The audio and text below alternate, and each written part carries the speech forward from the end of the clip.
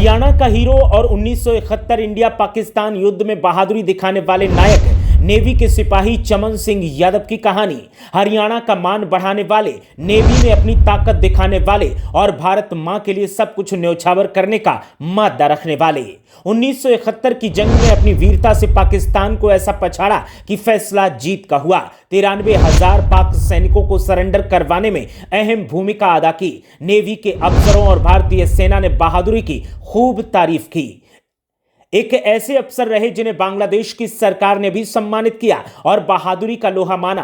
साधारण से नाविक से बड़े अफसर तक के पद पर पहुंचे, युद्ध में घायल हुए, नाव समंदर में डूब गई, लेकिन हौसले बुलंद रहे। हरियाणा के इस हरफन मौला सैनिक की कहानी आपको हक्का बक्का कर देगी। भारत की चाहे थल सेना हो या फिर वायुसेना और जल सेना हो, यादवों ने जहां मोर्चा संभाला वहां इतिहास लिखा और ऐसा लिखा कि चाहे जो हो जाए, यादव सैनिकों के पराक्रम और उनकी चर्चा के बिना बात हमेशा अधूरी रहती है। और ऊपर से अगर सैनिक अहिरवाल क्षेत्र हरियाणा के रहने वाले हों तो फिर कहने ही क्या। आज हम आपको 1971 इंडिया पाकिस्तान जंग के हीरो रहे नेवी के उस नायक की कहानी सुनाएंगे जिसने घायल होने के बाद भी दुश्मनों के छक्के छुड़ाए और ढाका में 93,000 पाकिस्तानी सैनिकों के सरेंडर में अहम योगदान दिया। नाम है इनका चमन सिंह यादव। 1 जून 1945 को हरियाणा के गोकुलगुड़ गांव में जन्मे चमन सिंह यादव ने नेवी में अपने पराक्रम का जलवा दिखाया। चमन सिंह यादव भारतीय नौसेना के एक बहादुर नाविक थे जिन्हें महावीर चक्र से सम्मानित किया गया।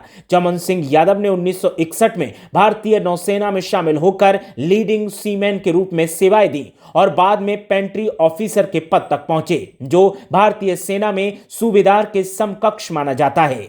1971 के युद्ध के दौरान चमन सिंह यादव मोंगला और खुलना क्षेत्र में पाकिस्तानी ठिकानों पर हमलों में शामिल थे। यह क्षेत्र अब बांग्लादेश में आता है, पहले यह पूर्वी पाकिस्तान का हिस्सा था।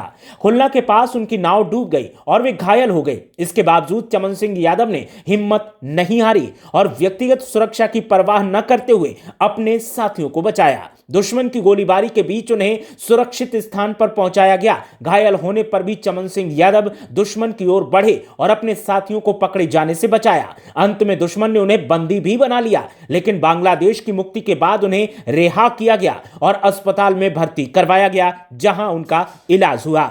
चमन सिंह यादव को भारतीय सेना का दूसरा सर्वोच्च वीरता पुरस्कार महावीर चक्र से सम्मानित किया गया। साथ ही बांग्लादेश सरकार के द्वारा उन्हें फ्रेंड्स ऑफ लिबरेशन वॉर पुरस्कार से सम्मानित किया गया।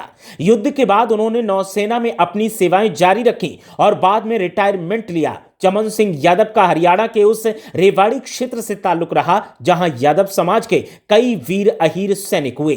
चमन सिंह यादव की बहादुरी का ही नतीजा था कि उन्हें बांग्लादेशी सरकार ने सम्मानित किया और भारतीय सरकार ने भी उनकी खूब बहादुरी को सलाम किया। आज भी उनके नौसेना में योगदान को स्वर्णिम अक्षरों में याद किया जाता है।